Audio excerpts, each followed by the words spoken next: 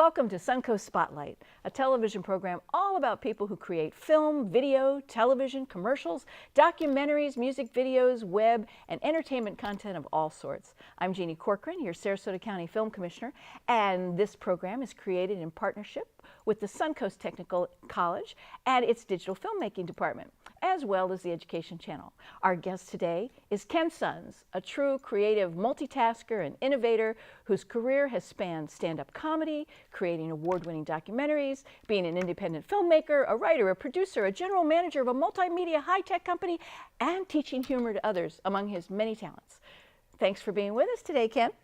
I think you got someone else's resume. That's not me. That is you. That is not me.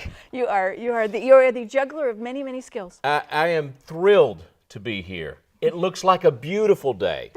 And how nice. How do you have this office? This is the best office in Sarasota. Well, in Las Vegas, we used to say I have juice. Juice. Okay, I'll let everybody write your own joke on that one. That's right. It's a Vegas thing. Anyway, I appreciate you being with us instead of outside. What do you do on a day like this? Golf? Swim? Take care of the kids? Well, all of that. No, I'm working at Gravity Free during the day, and so I took a break from there to come over here and be with you, and I've been looking forward to it. I'm a huge fan of the show. Good. Tell all your friends. I will tell all my friends. What is the reach that we get on this? How many people will be seeing this, do you think? Well, that's a really good question. I would guess everyone who tunes into Suncoast Spotlight will Could you be a little more vague, if possible? No. I think we probably reach thousands in the area. Excellent. And it's ironic. Sometimes I get feedback from people in Tampa. I don't know how they're seeing it, but the Educational Channel has pretty good reach. Good. And then sometimes it's also seen in Sarasota County channels. It's seen in Port Charlotte, Punta Gorda, and it pops up here and there wherever our entrepreneurial digital filmmaking department of Suncoast Technical College can put it. That was a nice plug. Thank you. I liked it. Yeah.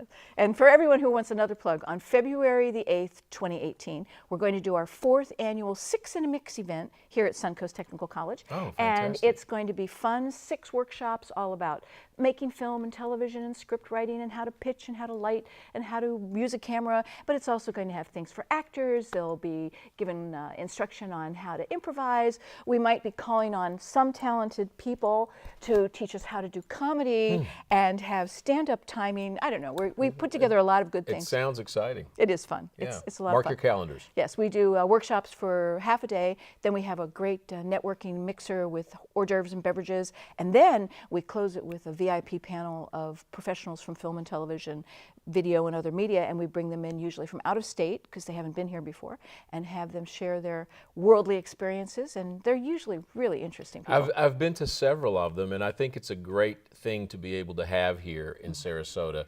As our film community gets larger and larger, that's what people want to do. They want to talk to people who have done things and go and learn as much as they can about what that process was to get them there. And network.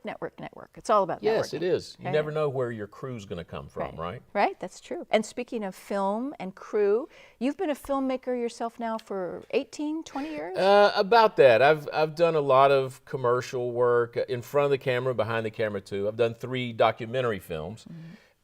So I have been interested in it for a long time, since I was living in New York. And any chance that I get to shoot things, I do now. And I have 2 young kids, so they become the subject of a lot of my little short things that I play with, Yeah. Do they also become like grip, gaffer? They do what I tell them to do. Prop masters. That's right. Yeah. They both are very, very talented. They're musical kids. My daughter's into musical theater. She's going to have her first play next week. So she's very excited about that. So they're usually pretty eager participants when I ask them to do things. There's, okay, what are we doing now? And then it's fun for them we shoot it, and some of this stuff is out of order, and then when they sit with me, when we start cutting it together, and they really start getting the idea of what it's about. It's hard to tell when you're actually doing it, so they really love that part of the process as well. That's great. Yeah, my family started me out when I was 3, pushed me out on the stage and made me sing Davy Crockett for some bicentennial thing in the backwoods of New Jersey.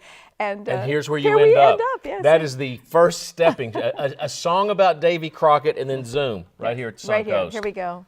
Perfect. After 20 years of film commission work and writing and producing and everything, and meeting people like you, which is so cool. I think one of the first times I had a chance to talk to you at length was when you had your documentary Knuckleball in the Sarasota Film Festival. Or was it Toyland? Which one was first? Knuckleball was the first wasn't one. it? Yes, Yeah. that was my first film, and it was a true learning experience. I didn't really know how to edit. I was editing in Final Cut, and I literally had a manual there. Go, here's what I want to do. Let me see how I do that. So I was working through that process with my goal to get it submitted to the Sundance Film Festival. That was kind of a built-in, I always try to, if I have something that I'm working on, I always try to build in a date that's on the calendar. Have a goal. Yes, because I'm one of those people that, used to study the night before the test. I go, oh, well, it's Thursday.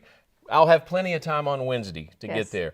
So that was kind of my goal to do it. So it was, my wife is a graphic designer, and she did all the color correction. She's very adept at that in doing print in digital work, but she'd never done it for film. So we literally were working together to try to get it done. We got it submitted, and the most awesome rejection letter ever from the Sundance Film Festival. Awesome rejection. It was, I got it on Sundance paper, and it was like, right away they go, we see thousands of films. We only can choose so many. We really loved what I said, what did you say? We really loved what you have done. Keep working. It was the most encouraging letter I had ever received. Much more than any of the acceptance letters that I'd gotten for film festivals around the country, because it's kind of like the gold standard, or one of the gold standards. Truly. And then, I didn't get in, but I got the film done. We had the world premiere here at the Sarasota Film Festival. We had 3 or 4 sold-out screenings. I got to sit in the back of the room and watch my film and go, wow, I'm a filmmaker. I did it. I got here. Yeah, it was a great movie. I mean, I thought Thanks. it was a great topic, and you handled it so well. And Thanks. And what led you to that subject? I was living in New York City and doing stand-up comedy, and I had always wanted to shoot a film. And I'd done a lot of TV work. I used to have a comedy club, and we would do a 3-camera shoot, kind of a live at the improv type thing. So I got a chance to edit.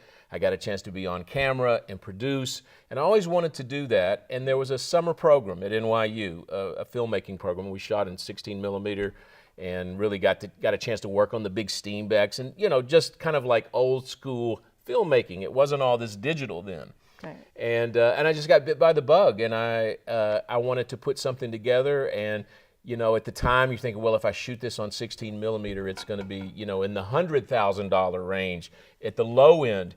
And so at the time, I was looking for something to do that I could afford. We did the whole thing on credit cards. We didn't have a budget. And a friend of mine who his name is Brett Leak, who is a fantastic comedian. It's a story about him. I reached out to him. I'd known him for years and really learned a lot about him during that process. Right. Hold that thought just for a second, because I'm being told we have to go to break. Okay. But to all of you out there watching, stay with us. Stay with us. We'll be back. You'll hear more, and it's all interesting. This is a cliffhanger, is what this is. That's right. It's a teaser. Come back. TechTots Preschool is located on the campus of Suncoast Technical College and is open to the public for preschool and voluntary pre-K classes. TechTots has been serving the Sarasota community since 1977, offering a safe and nurturing environment for children 3 years of age and up. The students in Suncoast Technical College's Early Childhood Education program work side by side with the professional licensed child care providers, learning the skills of quality child care services and offering a low child-to-adult ratio. TechTots child care services are offered at no charge to students of Suncoast Technical College and are available to the public at a reasonable rate on a first-come, first-served basis. For more information, call TechTots at 941-924-1365, extension 62383. TechTots, a great start for your tot. A new housing boom is predicted in our area. That means new jobs for qualified plumbers. Our plumbing program can prepare you to take advantage of those opportunities. You'll learn commercial, residential plumbing, installation, maintenance, and servicing. Become familiar with the latest solar technologies, and in as little as a year, you can be working as a plumber's assistant, preparing yourself to become a certified, licensed plumber. Welcome back. You're still watching Suncoast Spotlight, and I'm Jeannie Corcoran, your Sarasota County Film Commissioner and your host. And my guest today is the amazing Ken Sons, and we were just talking about one of the first projects he had done that I saw, which was Knuckleball, and you were telling us how you got to that subject matter. Brett is a good friend of mine. He's a stand-up comedian, and I wanted to try to produce something. I was thinking a documentary where I didn't really have to have a script, cast it, and really try to get funding to do that. So I asked him if he would be into doing this, and he was. And it was a great story. Brett has muscular dystrophy. His brother does. His father did. 3 of his father's brothers did, and all of their sons. So it literally went through this whole family. And he's a brilliant comedian, so half of the story is really about his struggles with muscular dystrophy, and the other half was a lot of footage of his stand-up that we shot in a comedy club.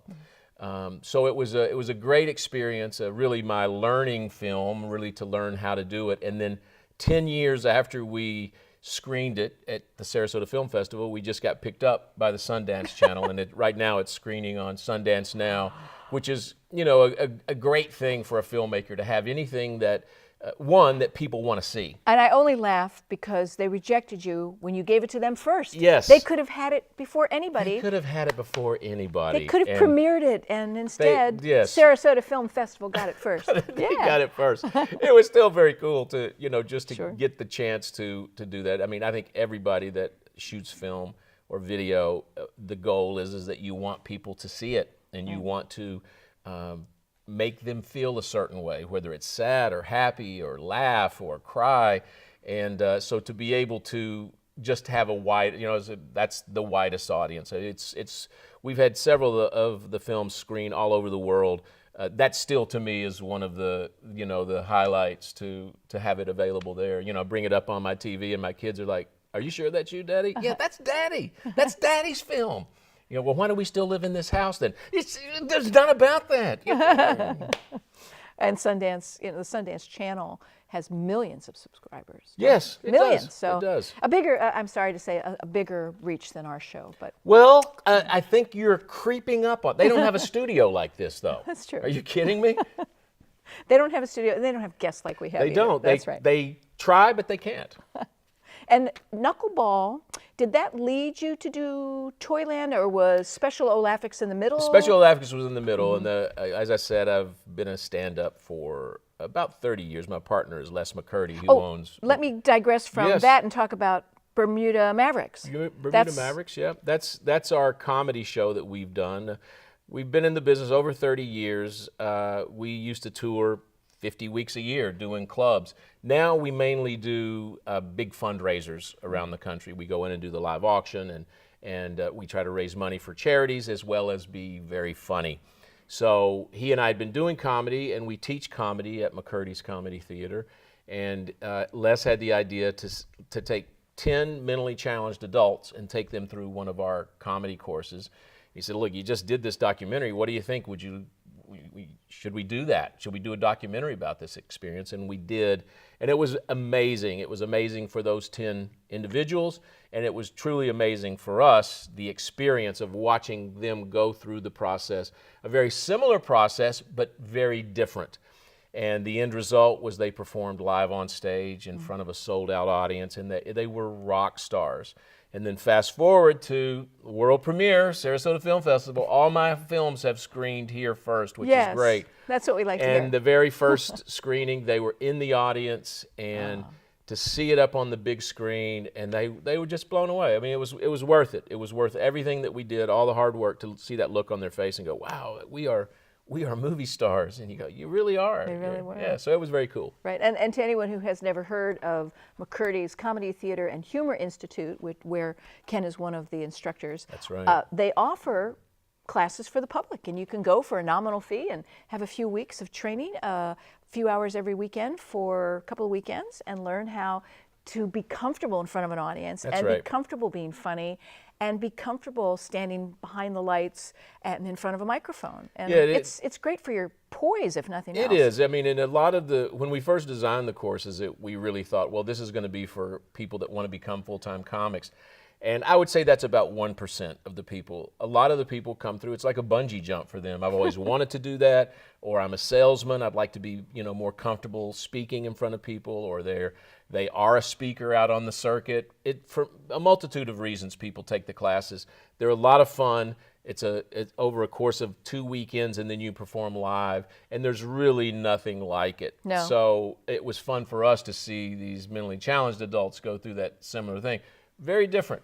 It was a very different approach. We pretty much taught the class the way we teach the class, but it was a very different result and just very moving. It was a great experience. Some for of it all can be us. seen on YouTube.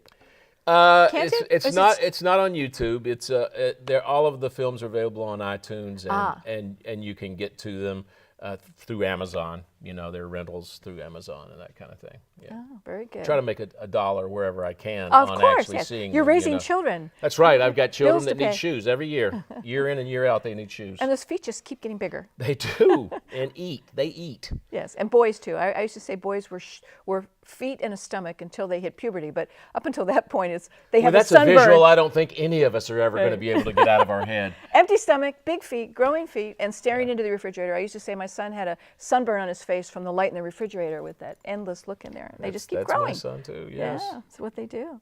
So I had diverted you off track from Toyland. Yes. Another really fun Toyland, documentary I saw. It was fun, and I worked with the gentleman who lives here in Sarasota. His name is Tim Walsh. He is a toy inventor, and he had taken the comedy class, and we hooked up at the mall one day. I ran into him. It's been a year. I said, "What have you been doing?" I said, "I just finished a documentary." He had just finished a book about the toy industry. And he had interviewed a lot of the rock stars of toys, Slinky, Rock'em Sock'em Robots, Twister. A lot of these people, Ant Farm, we went and interviewed a guy in California, 93 years old, the guy who invented the Ant Farm. You'd never know his name, you'd never recognize him on the street, but he put 3 kids through college with the ants. The ants paid for them. And so he had said we should shoot something where we actually get a chance to pay homage to these inventors of the stuff that they've done. They become iconic toys forever. Yes, and so that was part of how the film started, and he was creating a new toy, and so that the arc of the film was from this idea that he had all the way through to launching it at Toy Fair in New York City. And along the way, we interviewed these fabulous toy inventors and got to go into their workshops and see how they did things, and some really awesome stories, and some became millionaires and some got cheated out of their idea, and so it was a fun film. And an epic saga. It was an epic saga. Ooh, I'm gonna change that in my little promo now. An epic saga. Yes. And we have to take another break. Let's do it. Stay with us. We'll be right back, and you'll hear more about things like the Slinky, right? Why not? We'll be right back. If you'd like to start a career in automotive body repair, our Automotive Collision and Repair program covers a large array of the basic, necessary skills you need.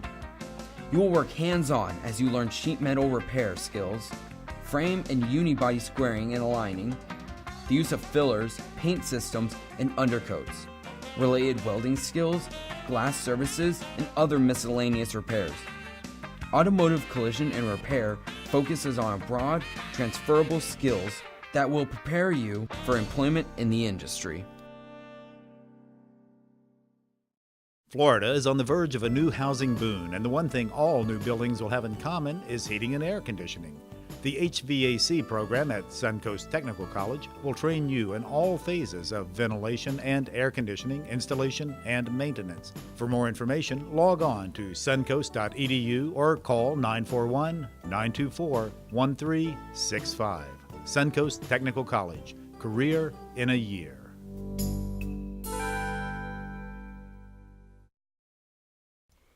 Welcome back to Suncoast Spotlight. Thanks for staying with us. Our guest today, Ken Sons, who is a just fount of information, knowledge, comedy, movie making, and much more, was telling us about Toyland and this documentary into amazing inventors of different kinds of toys that we all know and have learned to love over the years. Some made people rich and some people made people ripped off. Yeah, and the thing that you find is, there's toys being, every toy inventor and every toy company is trying to look for the next Monopoly or the next Twister.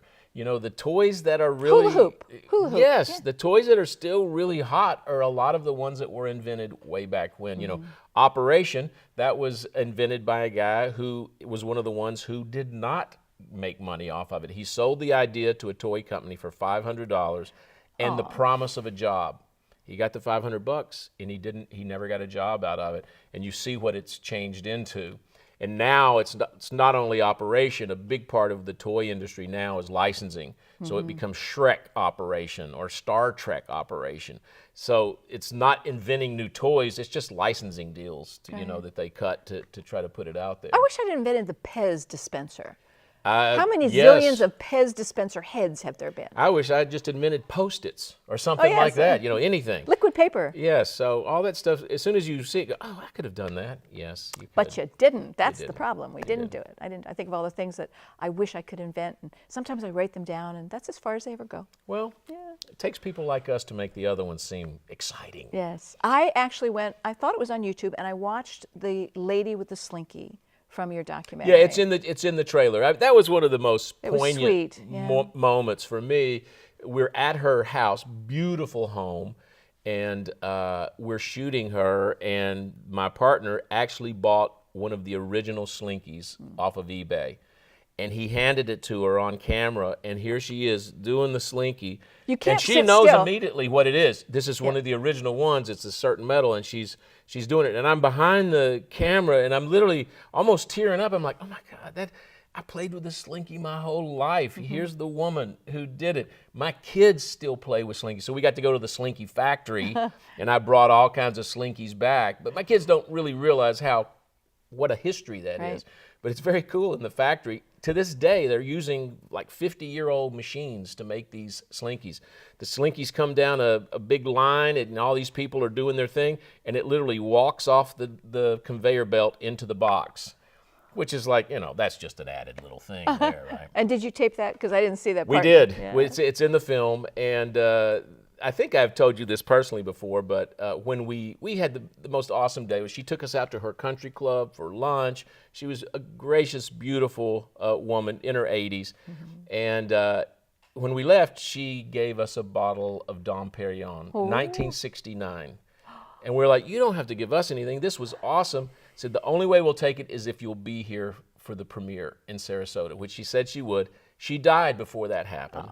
So after we had 4 sold-out screenings, and after the 4th one, we had it in a styrofoam cooler. We parked our car up on top of the parking garage down there at the Hollywood 20. We went up there and we had ourselves a nice sip of champagne, which was the best champagne I've ever had in my life. And it was just kind of like a full circle moment for us.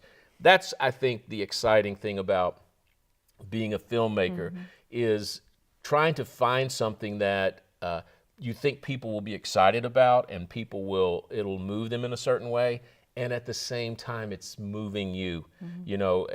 Every experience that I've had has been, when I'm behind the camera, I can literally see something happen and know that's in the film. You see these moments where you're just like, oh, I can't believe I've got that. I pray nothing has gone wrong here. It's out of focus or whatever. But that's the thing I think that's really exciting, and I think that's part of what keeps people making films, is that rush that you get for putting it together, and then the elusive thing of trying to make that an experience for people that watch it so that they experience it the same way you did. And a cohesive story that has the beginning, the middle, and the wrap-up, the end, that puts a button on the end of it. That's right. Sometimes I see documentaries especially that leave you wondering, that leave you unfulfilled, and maybe that's a style, maybe that's just it could be. I mean, a lot of I times don't like those. A lot of times you see, a lot of documentaries about whatever the subject may be, whether it's bottled water or the environment or something, and at the end you've heard all this stuff and you're like, what's next? Yeah. You almost want a call to action. What can I do? You know, this has moved me in such a way. What can I do? Those sometimes leave you a little off-centered. I believe that every story you tell, every joke you tell, everything has to tie up. You know, it doesn't have to tie up the same way, Nope. but it has to tie up in a way where people feel like, oh, I understand it now, or this has opened up a lot of avenues for me to try to figure it out myself, or here's my next step after seeing that. Here's what I can do. So. I have a question for you about, in storytelling in general.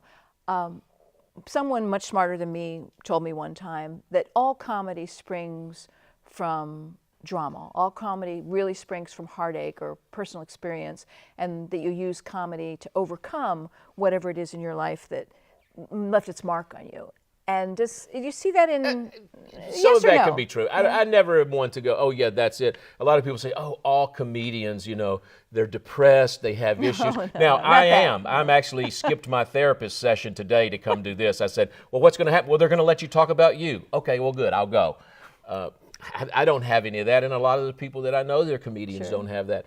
But a lot of times it is something that is an event that is sad or jarring or something that happened to you as a child where a lot of comedy comes from. And what we find many times when we're doing the classes, people about halfway through the course, they'll be like, this is really therapy, isn't it?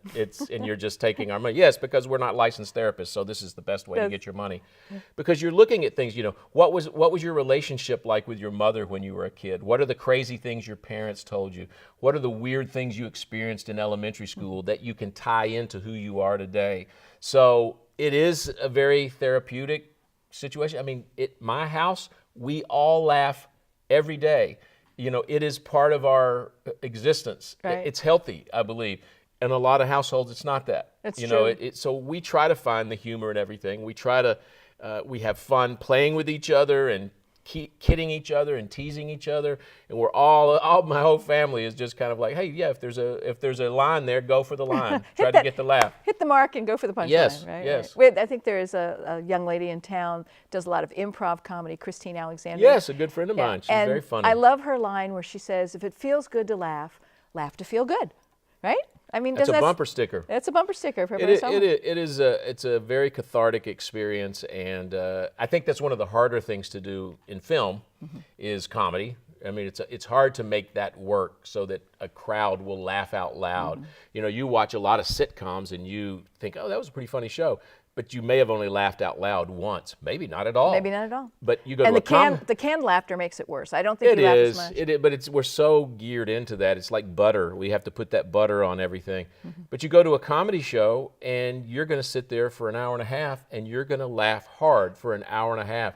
It feels good to do that. It does. It's a great experience. There was a comedian at McCurdy's, John DeCrocia, is that my John pronunciation? DeCrosta. John DeCrosta. He made me laugh so hard, he hurt me. My ribs hurt, my face hurt. And now they're telling me we're out of time. Oh, boo. This is only a very small fraction of who I am, though. It's true. We So have we've so much more to left talk about. people wondering. They're going to run into me at Publix and not know really the whole story. It's true. Now, but they can learn more about you in your general manager role of Gravity Free. Gravity Free. GravityFree.com? Web design, yeah, GravityFree.com. And then my film sites, KenSonsFilms.com. You can go over and check out the trailers for the films. They're on Amazon. It's only the tip of the iceberg. Only the tip. So watch the rest of our shows every chance you get. We'll bring Ken back again. We'll talk some more. We'll laugh some more. Why not? And thanks for being with us. Ken, Thank you. thanks for being Oh, here. my pleasure. It's exciting. You're awesome. Thanks. You're welcome. Bye.